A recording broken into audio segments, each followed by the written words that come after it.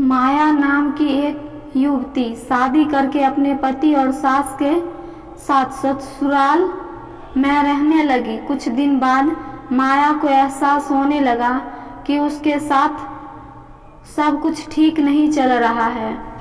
सास पुराने विचारों की महिला थी और बहू नए विचारों की। बहू और उसकी सास में हर दिन झगड़ा होने लगा। दिन महीने साल बीतते गए, लेकिन न तो सास ने ताने देना बंद किया और न ही बहू ने जवाब देना बंद किया।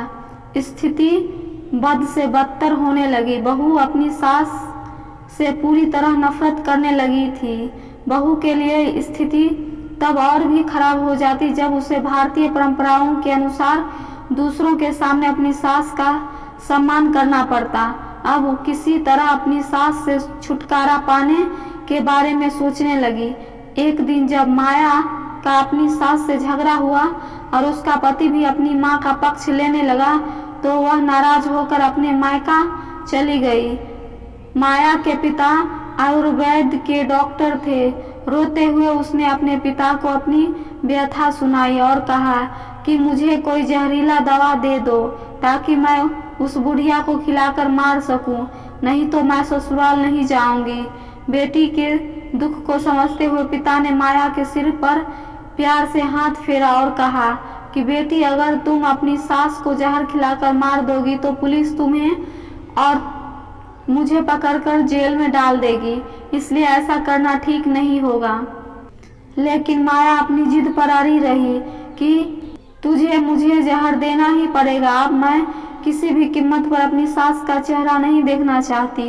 थोड़ी देर सोचने के बाद पिता ने कहा, ठीक है, जैसी तुम्हारी मर्जी, लेकिन मैं तुम्हें जेल जाते नहीं देख सकता, इसलिए तुम्हें वहीं जाना होगा जो मैं कहूँ। बताओ तुम सहमत हो? माया ने पूछा। मुझे क्या करना होगा?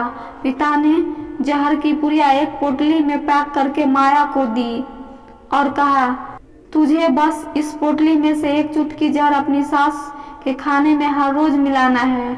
कम मात्रा होने के कारण वह तुरंत नहीं मरेगी, लेकिन धीरे धीरे अंदरूनी रूप से कमजोर होती जाएगी और 5 से 6 महीने में मर जाएगी। लोग सोचेंगे कि वह स्वाभाविक रूप से मर गई है। पिता ने आगे कहा, लेकिन तुम्हें बहुत सावधान रहना होगा ताकि किसी को बिल्कुल भी शक न हो, नहीं तो हम दोनों को जेल जाना पड़ेगा। इसके लिए आज से तुम अपनी सास से बिल्कुल भी झगड़ा नहीं करोगी, बल्कि उनकी सेवा करोगी। अगर वो तुम पर कोई टिप्पणी करे तो तुम चुपचाप सुनोगी, बिल्कुल भी जवाब नहीं दोगी। क्या तुम ये सब कर पाओगी? माया ने सोचा, बस 6 महीने की ही तो बात है, फिर हमेशा के लिए सास से छुटकारा मिल जाएगा। यह सोचकर उसने अपने पिता की बात मान ली और जहर की पुड़िया लेकर अपनी ससुराल आ गई। ससुराल आने के अगले दिन से ही माया ने अपनी सास के खाने में हर रोज एक चुटकी जहर मिलाना शुरू कर दिया। साथ ही उनके प्रति अपना व्यवहार भी बदल दिया।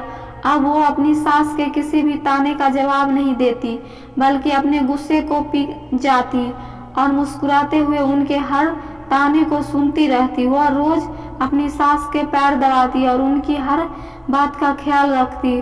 वो अपनी सास से पूछकर ही खाना बनाती, उनकी पसंद के अनुसार काम करती और उनके हर आदेश का पालन करती। कुछ सप्ताह बीतते ही सास का व्यवहार भी बदलने लगा। बहू से अपने तानों का कोई जवाब न पाकर सास बहुत खुश होती और कभी कभी बहू की सेवा के बदले में उसके सिर पर हाथ फेरकर आशीष और आशीर्वाद भी देने लगी।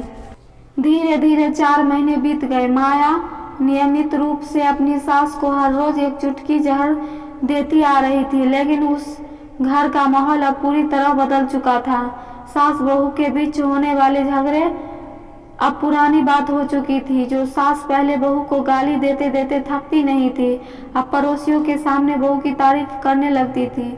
वह अपनी बहू को अपने पास बिठाकर खाना खिलाती और सोने से पहले भी जब तक उससे 4 प्यार भरे शब्द न बोल ले उसे नींद नहीं आती।